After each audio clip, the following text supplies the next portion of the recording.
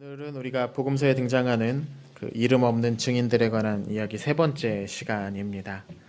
오늘 우리가 이야기 속에서 살펴볼 이 증인은 이제까지 살펴봤던 증인들 중에서 가장 안타까운 상황에 처해 있는 인물이었습니다.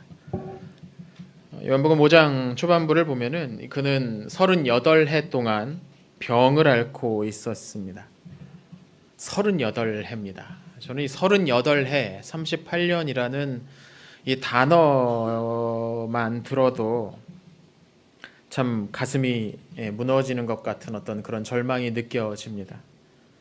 어떤 사람이 38해 동안 병을 앓고 있다면 그것이 그 사람에게 얼마나 크게 낙담과 어떤 좌절을 일으키겠습니까? 38해입니다. 하루 이틀, 한 달, 두 달이 아니고 38해 동안 병을 앓고 있습니다. 물론 그의 병이 가벼운 병이라면, 별것 아닌 질병이라면 그렇게 걱정할 필요가 없을지도 모르겠습니다. 예를 들어서 38해 동안 비염을 앓고 있었다, 이런 거면 그냥 환절기 때 조심하세요, 이러고 말면 됐겠지요. 그런데 오늘 본문에 나오는 우리의 증인이 앓고 있던 병은 좀 달랐습니다. 그는 적어도 몸의 일부가 마비되어 있는 상황이었습니다. 그래서 걸을 수가 없었습니다. 몸의 한 부분을 움직이는 것이 끔찍할 정도로 고통스럽고 답답한 상황 속에서 38해를 있었다라는 것이죠. 내 몸이 내 뜻대로 움직여지지 않는다라는 것은 대단히 공포스러운 일입니다. 여러분이 어느 날 자고 일어났는데, 아침에 일어났는데 팔이 내 뜻대로 움직이지 않게 된다고 상상해 보십시오. 어떻겠습니까, 여러분?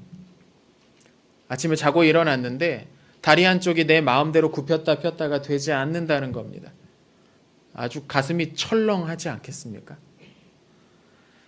마치 누군가에게 강제로 묶여 있을 때처럼 두려움이 엄습해 올 것입니다. 이것이 언제까지 이런 증상이 계속될지, 어떻게 하면 몸이 다시 정상으로 돌아올 수 있을지, 병의 원인이 무엇일지 백방으로 알아보러 다니게 될 것입니다. 여기에 나오는 38해라는 단어에는 그가 그동안 해왔던 온갖 노력들이 담겨 있습니다. 수없이 마음을 졸이고 희망을 품었다가 다시 좌절하기를 반복하는 수십 차례 반복했던 어떤 그런 오랜 날들이 이 단어 위에 얹혀 있습니다. 그래서 이 38해라는 말만 들어도 마음이 참 답답합니다. 또 이 38해라는 단어에는 깊은 슬픔도 배어 있습니다. 이 단어는 그가 여전히 그의 몸을 뜻대로 움직일 수 없는 상황에 처해 있다라는 것을 암시하고 있기 때문입니다. 그는 여전히 38해째 동안 누워만 있습니다. 38해 동안 온갖 노력을 다 해봤지만 여전히 그는 여기 누워 있다는 것이죠. 그는 이제 나을 수 있을 거라는 소망이 사라져 버렸습니다. 38해 동안 해도 안 되는 일은 더 이상 안 되는 일인 거죠. 아마 그는 어느 정도는 포기하고 있었을 것입니다. 어쩌면 이 포기, 절망이야말로 그를 정말로 무섭게 만드는 것 가운데 하나였을 겁니다. 저는 저희 아버지를 보면서 이런 일들을 간접적으로 경험했습니다. 오랫동안 침상에 누워서 일어나지 못하는 것이 사람을 얼마나 크게 낙심시키는지, 그래서 저도 어느 정도 미루어 짐작하고 있습니다. 저희 아버지는 원래 성격이 좀 다혈질이셨습니다. 그리고 일단 일을 저지르고 보는 그런 분이셨습니다. 그래서 집에 쓰지도 않는 그 할부 물품들 막 잔뜩 쌓여 있고 24개월, 36개월 할부 막 그런 것들, 운동기구들 막 이것저것 쌓여 있고 뭔 약이며 건강식품이며 이런 거 어디 가서 사자 그러면 그냥 사오시는 분입니다. 활달하셔가지고 여기저기 다니시면서 막 크게 말씀하시는 그런 분이셨습니다. 근데 그랬던 아버지가 이 절망과 낙담을 하시면서 얼마나 갑자기 약해지셨는지를 보는데 이게 사람이 참 놀랄 정도로 변하더라고요. 사람이 성격 안 바뀐다는데 아닙니다. 성격이 바뀝니다. 정말 큰 일을 당하면 사람 성격도 바뀝니다. 몇 개월 동안 병원에 입원하셔서 처음에 제대로 먹지도 자지도 못하시니까 이제 계속 그러면서 누워 계시면 온몸에 근육이 다 빠져버립니다. 그래서 아버지가 이제 누워 계시는데 허벅지를 만져보면 제 손목만큼 가늘어집니다. 사람 허벅지가. 근육이 다 빠져서. 당연히 걷는 것은 불가능하고 나중 가니까 수저를 들 힘조차 없으십니다. 수저가 무거워서 수저를 못 드는 겁니다. 팔뚝이 손가락 한 2개 정도 합친 것 정도 두께로 정말 뼈만 남고 그냥 이렇게 마르게 바짝 마르게 되는 거죠. 그때 제가 신대원 다니면서 오전 강의 마치고 병원 가서 오후에 이제 병원 가서 저녁까지 이제 머물다가 뭐 그런 생활을 반복하고 있었는데 언젠가 오후에 아버지가 저한테 그러시더라고요. 이래서 내가 예전으로 돌아갈 수 있겠냐라고 말씀을 하시더라고요. 완전 모든 기대가 다 사라진 것처럼 난 안 될 거다라는 어떤 그런 마음을 담아서 그렇게 말씀을 하셨습니다. 지금도 그날 오후에 아버지가 그 지고 계셨던 절망의 무게감이 느껴집니다. 그 말이 여전히 떠오르면서. 근데 저희 아버지는 몇 개월을 그렇게 누워 계셨으면서 그렇게 되셨습니다. 물론 그 위에 이제 3년 동안 힘드셨긴 했지만, 근데 오늘 본문에 나오는 우리의 주인공은 무려 38해 동안 그러고 있었다라는 겁니다. 이 단어는 정말 무겁고 무서운 단어입니다. 38해 동안 아무것도 할 수 없었다. 본문을 보면 그가 할 수 있는 모든 것을 다 하고 이제 거의 반쯤 포기하고 있구나라는 그런 생각을 짐작할 수 있을 만한 부분이 나옵니다. 그는 지금 어디에 있었냐면 천사가 가끔 내려온다는 전설이 있는 연못 근처에 머물고 있습니다. 여러분, 이 시대 사람들이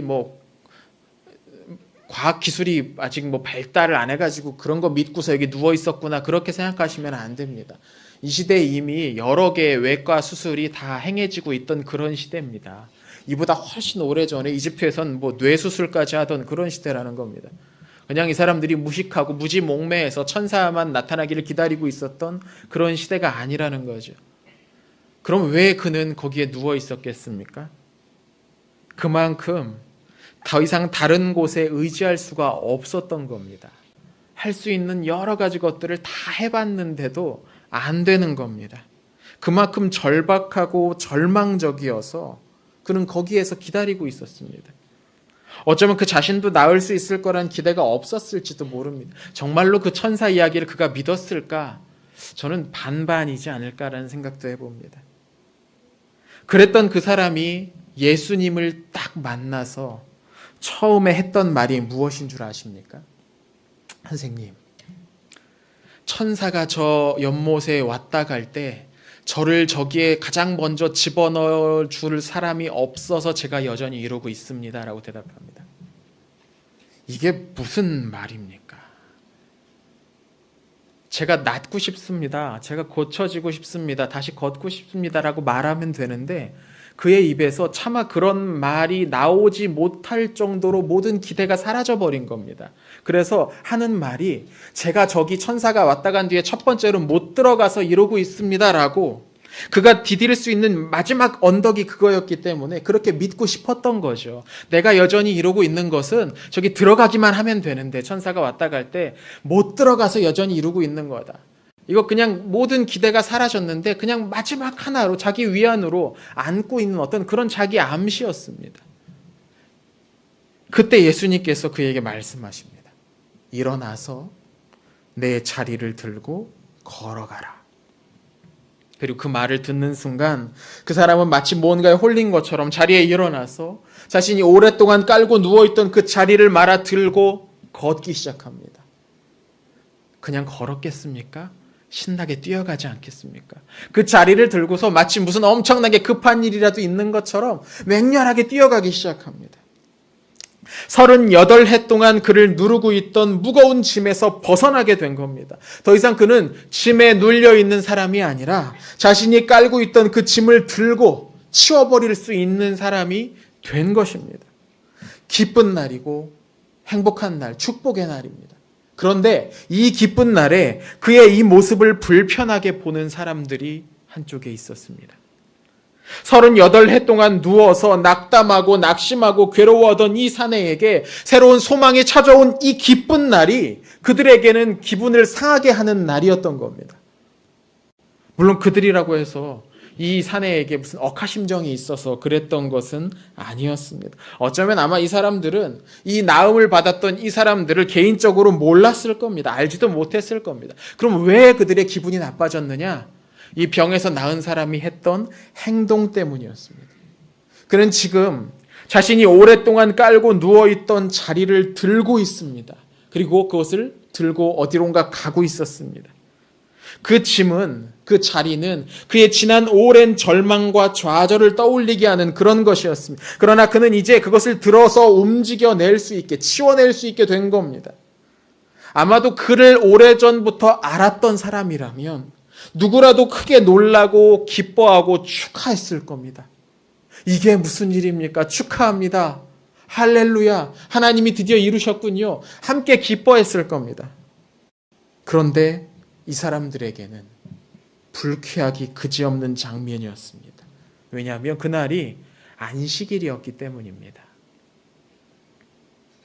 일전에 제가 레위기를 다루면서 한번 설명을 드린 바 있습니다. 이스라엘 사람들, 유대인들에게 있어서 안식일이 얼마나 중요한 날이었는가.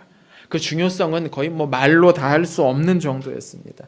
유대인들에게 있어서 안식일은 할례와 더불어서 그들을 이방인들과 구별시켜주는 중요한 표지였습니다. 어떤 사람이 안식일에 평소와 다름없이 일을 한다면 그는 하나님의 백성이 아닌 거죠. 그 정도로 그들을 구별시켜주는 특별한 표지였습니다. 왜 안식일이 그 정도로 중요했겠습니까? 그들에게 하나님에 관한 소식을 처음 전해주었던 사람들은 아마 그들의 조상들이었겠죠. 말로써 전해주었을 겁니다. 가지고 있는 것이 아무것도 없습니다. 모세가 그들에게 하나님의 말씀을 전해주었지만 이것이 완벽하게 기록되는 데까지는 또 시간이 오래 필요했습니다. 다른 말로 하면 그들에겐 하나님을 기억하고 떠올릴 만한 어떤 조각도, 어떤 건물도, 어떤 그림도 아무것도 없었다는 것이죠. 그런 그들에게 자기들이 다른 세계에 살고 있음을 느끼고 온몸으로 경험하게 해줄 수 있는 것이 안식일을 지키는 것이었습니다. 다른 사람들은 다 평소처럼 살아가고 있는 그날 그들은 모여서 아무 일도 하지 않고 하나님께 예배드리면서 우리는 구별된 사람이야, 우리는 특별한 사람이야, 우리는 하나님의 선택받은 사람이야, 그들은 끊임없이 되뇌었던 거죠. 그리고 그 후에 그들의 성전이 무너지고 나서 더 이상 하나님께 제사 드릴 수 없는, 예배 드릴 수 없게 되었을 때에 강제로 이방인들 사이에 내던져져서 하루하루 오직 생존만을 목표로 살아야 했을 그때에도 안식일은 그들을 다른 사람들로부터 구별시켜주는 특별한 표지였습니다. 그러니까 이스라엘 역사 가운데 안식일은 늘 그렇게 그들을 구별시켜주는 표지였습니다. 그것은 그들의 온 삶이 하나님을 중심으로 돌아가고 있음을 보여주는 표시였습니다. 내가 안식일을 지킨다라는 건 나는 일주일을 하나님 중심으로 보낸다라는 뜻입니다. 그의 시간이 하나님께 매여 있고 그의 계획이 하나님 중심으로 짜여 있다는 것을 드러내는 상징이었다는 것이죠. 그들은 이 날을 지키는 것을 그래서 너무나 중요하게 여겼습니다. 심지어 신구약 중간기 시절의 그 역사 가운데 보면 이집트의 왕이 이 팔레스타인 남부 지역을 이제 정복하려고 군대를 몰고 나왔을 때 예루살렘을 정복해야 되는데 소문을 하나 들은 겁니다. 저 유대인들은 안식일을 정말 지독하게 지킨다. 그래서 안식일 날에는 싸움도 안 한다더라. 이집트 왕이 그 소식을 듣고 안식일 날 군대를 몰고 예루살렘으로 쳐들어갑니다. 예루살렘에 살던 경건한 유대인들 중 아무도 무기를 들려고 하지 않았기 때문에 그 성이 쉽게 함락되어 버렸답니다. 그 정도로 그들은 안식일을 중요하게 여기고 목숨을 내놓을지언정 안식일을 더럽히지 않기를 원했던 사람들이 이 시기 유대인들이었다는 거죠. 그런데 이 거룩한 안식일에 뭔가를 들고 이 일을 하는 사람이 나타나 버린 겁니다. 저기 옆에 웬 이상한 거지 같은 놈이 오래된 무슨 돗자리 같은 거 하나 들고서 지나가고 있는 겁니다. 그냥만 지나가는 게 아니라 막 노래 부르면서 신나서 막 뛰어다니고 있는 겁니다. 그 꼴을 보니 가만히 둘 수가 없었던 거죠. 이 하나님의 거룩한 성인 예루살렘에서 안식일에 감히 저 따위 모습을 보이는 것이 누구냐? 이보다 더 참남한 일은 없다. 그들은 그렇게 생각했습니다. 이 불순한 종자를 어서 내어 쫓아버려라. 아니다. 잡아서 혼구멍을 내주는 게 좋겠다. 저놈은 하나님의 백성이 아닌 게 분명하다. 사방에서 그를 비난하고 위협하는 소리들이 터져 나옵니다. 그들에게는 지금 38해 동안 괴로움에 매였다가 이제 막 해방되어서 기쁨의 춤을 추는 그 사람이 보이지가 않았습니다. 그들의 눈에 그들이 쓴 안경을 통해 보이는 세상은 지금 거룩한 안식일을 더럽히는, 서둘러 내쫓아야 되는 더러운 거지만 보였던 겁니다. 그래서 그들은 이 사람, 이 38해 동안 누워있다 일어난 이 사람의 기쁨에 참여하지 못했습니다. 그리고 그들은 그 남자를 잡아서 신문을 했습니다. 지금 무슨 짓 하고 있는 줄 아느냐? 무슨 생각으로 지금 이런 일을 하고 있느냐? 사내는 막 기쁨에서 깨어납니다. 그리고 다시 두려움에 휩싸입니다. 이 사람들은 이 사람에게서 이 사내에게서 기쁨을 빼앗고 다시 공포를 심어줍니다. 이제 막 짐에서 놓인 이 사람에게 다시 무거운 짐을, 율법주의라는 짐을, 아주 공포스러운 그 짐을 얹혀놓고 있는 것이죠. 남자가 대답합니다. 나를 38해 동안의 고통으로부터 해방시켜줬던 분이 나에게 말씀하시기를 이 돗자리 들고서 가라고 하셨습니다. 그가 누구냐? 저도 모르겠습니다. 이게 사실이죠. 지금 이 사람은, 이 남자는 자신이 나았다는 기쁨에 그분의 이름조차 묻지 못하고서 그냥 뛰어가고 있었습니다. 그래서 대답할 말이 없었습니다. 하지만 사람들은 그를 놓아주지 않습니다. 그리고 후에 그가 다시 예수님을 만나서 대화를 나누는 모습을 포착하고 그를 닥달한 끝에 예수라는 이름을 얻어낼 수 있었습니다. 이때부터 그들은 예수를 추적하면서 그를 망가뜨릴 방법을 궁리하기 시작했다라고 오늘 본문 16절에서 그렇게 말하고 있죠. 이 사람들에게 있어서 예수는 너무 위험한 인물이었습니다. 그분은 사방을 다니면서 그들이 오랫동안 지켜온 전통과 규율을 다 망가뜨리고 있었습니다. 그것도 엄청난 기적을 보여주면서 그렇게 하고 있으니 믿지 않을 도리가 없는 거죠, 사람들로서는. 이들이 보기에 예수님이 하시는 말씀은 완전히 이단적이었습니다. 그래서 그들은 이스라엘의 무지한 백성들을 이 이단으로부터 지키기 위해서 일종의 공공재판을 시도합니다. 예수님을 잡아다가 신문한 거죠. 정식 재판은 아니었습니다. 오늘 본문에 이어지는 내용을 보면 그들이 예수님에게 이렇게 물었던 것 같습니다. 왜 당신은 안식일에 이러한 일을 합니까? 왜 안식일 날, 하나님의 거룩한 이 날에 이 일을 하느냐? 근데 예수님의 대답이 도리어 그들을 더욱 화나게 합니다. 뭐라고 대답하냐면 내 아버지께서 이날 일하시기 때문에 나도 일한다라고 대답하십니다. 여기서 아버지란 하나님을 가리킵니다. 하나님을 자신의 아버지라고 말함으로써 자신과 하나님이 어떤 특별한 관계에 있는지를 선언해 버리신 겁니다. 이 사람들은 이 소리를 듣고 이제 모든 것을 확인했다고 결론 짓습니다. 저 예수라는 놈은 지독한 미치광이거나 아니면 하나님을 회방하는 악독한 이단이다. 어느 쪽이라고 하더라도 상관없이 서둘러 제거해 버리는 것이 우리 민족을 거룩하게 보존하는 자기들의 사명이라고 이들은 믿어버렸습니다. 저는 이 사람들이 처음부터 악한 뜻으로 똘똘 뭉친 악당들이었다고 생각하지는 않습니다. 그렇진 않죠. 이들은 역시 정상적인 사회의 구성원들이었습니다. 이들도 다 결혼도 하고 자녀도 낳고 각자의 일도 하는, 틈틈이 시간을 내서 율법도 연구하고 기회될 때마다 사람들과 모여 토론하고 가르치는 선량한 사람들입니다. 그냥 이 사람들을 보통 때 봤다면 그냥 아주 평범하고 성실한 이웃이라고 생각했을 겁니다.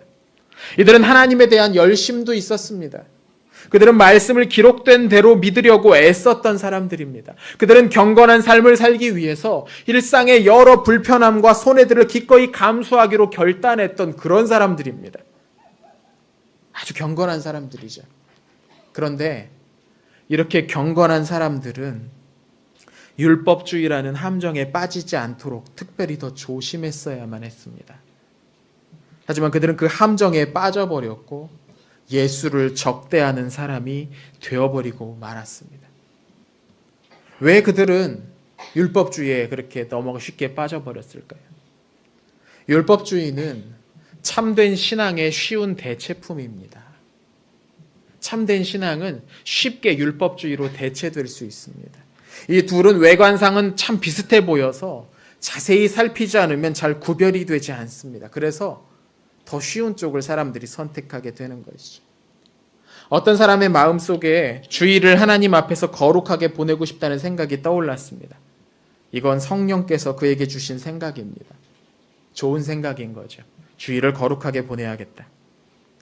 그러나 그렇기 때문에 주일에는 가능한 엄숙한 분위기로 보내야 되고 반드시 정해진 자리에 모여서 예배 의식에 참여해야만 한다라고 주장한다면, 모든 사람이 그렇게 해야 되고 그렇게 하지 않으면 죄다라고 주장한다면 그는 율법주의에 빠졌거나 율법주의에 빠지기 직전에 놓여 있다고 할 수 있을 것입니다.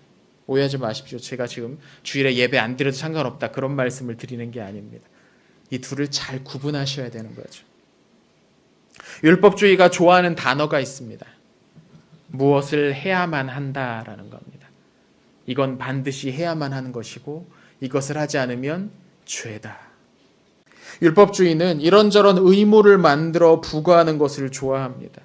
상대가 누구인지, 오늘이 어떤 날인지 상관없이 자신이 만들어낸 절대적인 의무 규정을 늘어놓고서 이것을 지켜야만 한다고 말합니다. 그 앞에 38해 동안 앓다가 마침내 그 병으로부터 놓여서 기쁜 마음으로 자리를 들고 가는 사람이 있다고 하더라도 율법주의자들은 그런 걸 신경 쓰지 않습니다. 당신의 상황이 어떠했든 상관없이 당신은 이것을 지켜야만 한다. 이게 율법주의자들이 상투적으로 하는 말들입니다. 율법주의자는 병에서 나은 사람을 데려다 놓고 그 앞에 다시 무거운 의무를 지게 만듭니다. 이보게 자네, 오늘 뭔가 좋은 일이 있는 것 같구만. 하지만 지금 정신이 있는 건가? 오늘은 안식일인데. 당장 손에 든 자리를 던져버리고 회개하시오. 하나님께 가서 제물을 바치고 죄를 뉘우치시오. 오늘이 아무리 기쁜 날이라고 하더라도 오늘은 촛불도 안 되고 폭죽도 안 되고 파티도 안 됩니다. 그런 건 내일 하십시오. 율법주의는 기쁨보다 의무가 더 중요하다고 말합니다. 율법주의는 자유보다 중요한 것은 복종이라고 말합니다. 그러나 성경에 따르면 성령과 진리는 우리를 자유롭게 하고 율법은 우리를 매이게 만듭니다. 무엇이 하나님의 뜻이겠습니까? 또 율법주의자들은 늘 다른 사람에게 시선을 고정시킵니다. 그들은 다른 사람이 무엇을 해야 하는지에 지대한 관심을 보입니다. 오늘 본문에 나오는 사람들이 꼭 그렇지 않습니까?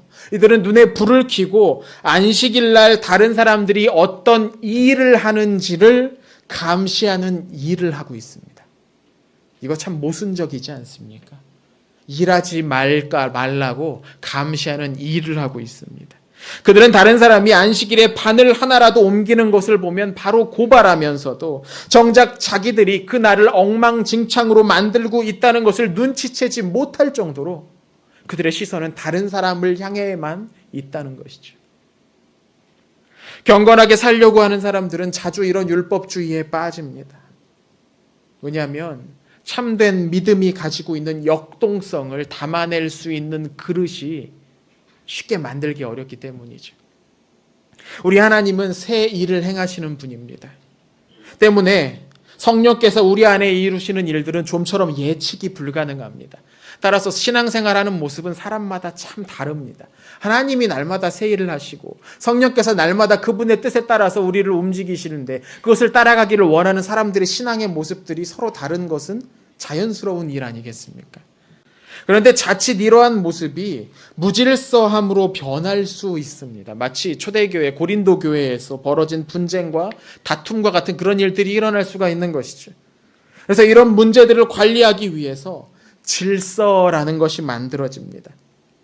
저는 보수적인 사람인지라 이런 질서 같은 것에서 안정감이 느껴집니다. 실제로 질서는 그런 면이 있죠. 우리에게 안정감을 줍니다. 이 믿음의 공동체에서 만드는 질서라는 것은 마치 계단의 난간과 같아서 우리가 그 계단을 딛고 더 높은 곳으로 올라갈 때 혹시 잘못해서 떨어지지 않도록 우리를 보호해 주는 역할을 합니다. 교회 공동체, 믿음의 공동체가 만드는 질서라는 것은 그런 역할을 합니다. 그러나 그 난간을 딛고 더 높은 곳으로 올라갈 수는 없는 법이지요. 그렇지 않습니까? 우리가 디딜 수 있는 확실한 계단은 오직 하나님의 말씀뿐입니다. 그런데 우리가 계단이 아닌 난간을 더욱 믿고 의지할 때에 이 질서는 쉽게 율법주의로 바뀌게 됩니다. 신약시대 유대인들이 만든 각종 안식일의 규칙은 말하자면 난간입니다. 그것들은 안식을 통해서 사람들이 하나님 안에서 참된 쉼을 얻고 그분 안에서 회복을 누리도록 돕기 위한 장치들인 것이죠.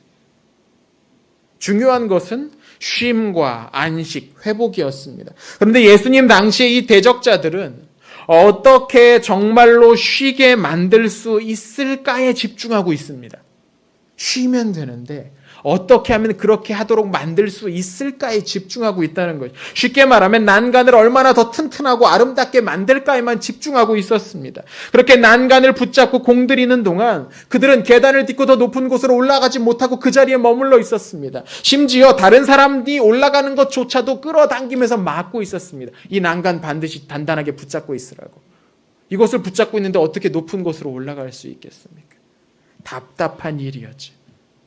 우리 주님께서 오늘 본문에서 38회 동안 앓고 있던 환자를 안식일에 치유하신 이유는 그들이 붙잡고 있던 이 난간이 얼마나 허약한 것인지를 보여주시기 위함이었습니다.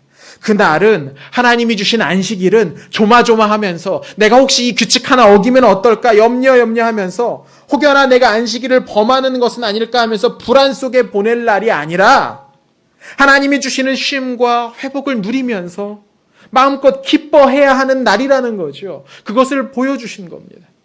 예수님이 그 앞에 율법주의자들이 머물러 있음을 모르셨겠습니까? 그렇지 않으신 거죠.